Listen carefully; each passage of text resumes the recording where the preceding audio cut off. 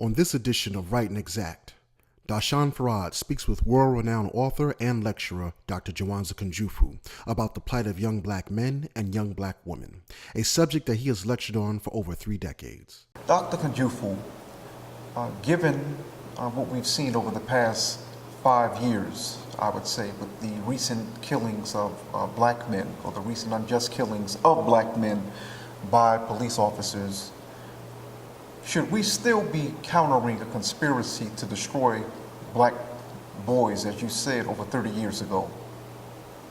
And if so, why?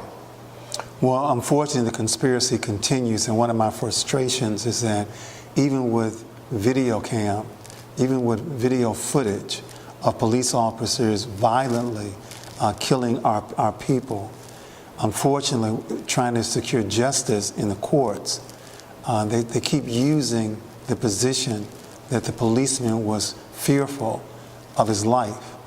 And they use that and have used it so many times, especially with in court with jurors, where they've been able to win. So our success, our efficacy of winning those cases is less than 20%. And that's with full footage of what took place. But as you know, this conspiracy goes beyond police brutality.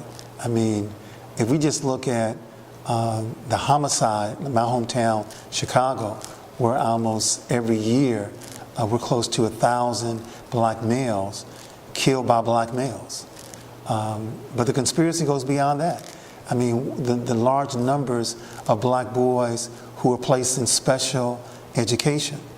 I mean, we're 17% of the students, but we're 41% of the special ed children. And if a black child is placed in special ed, 80% are black male children. In most cities like Baltimore, Washington, Detroit, Chicago, our graduation rate is only 50%. So there's some real challenges. So what does a black male do in his current economy with a criminal record and less than a high school diploma? How economically competitive is this young man going to be? What are his economic options if he has a record illiterate? I mean, only 12% of black boys are proficient in reading by 8th grade. The richest country in the world, for some reason, can't teach 88% of black males how to read. This conspiracy continues. We noticed that in recent years, Dr. Kunjufu, you have done, if you would, pardon me if it's offensive, a slight change of pace. Yes. For the most part, your research and your scholarship has dealt with the plight of black males, black men and boys. I've noticed you've begun focusing on the plight of black women, black girls in particular. You have these 2 books, Raising Black Girls and Educating Black Girls. Why the slight change of pace, if you would? Well, as a publisher, our publishing company is African American Images, and over the years I've always asked other women or other people to write those books because I thought they were better prepared to do that than myself. So some of the books that we've written, The Conspiracy to Destroy Black Women by Michael Porter, Sisters Helping Sisters by Madeline Wright, a book on black female rites of passage called Her Story by Mary Lewis. There's this book that we've written by Joy Jones, Between Black Women, based in Washington, D.C. So I've always been interested in the topic, but I was criticized. This one situation just really became almost humorous to me. I was asked to speak in Oakland about the plight of black males. And the first question to come up was a question from a black female.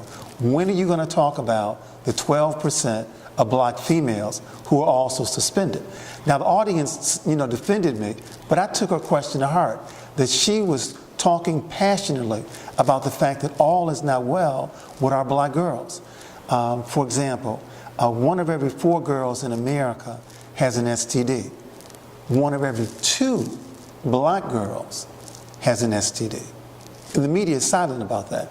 The large numbers of black males, black females that are reported HIV positive, the large numbers of black girls in gangs who are incarcerated, the fact that black female wealth is between $5 and $100.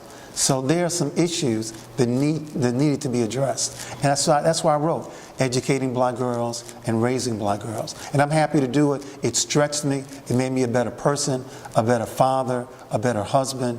So all is well.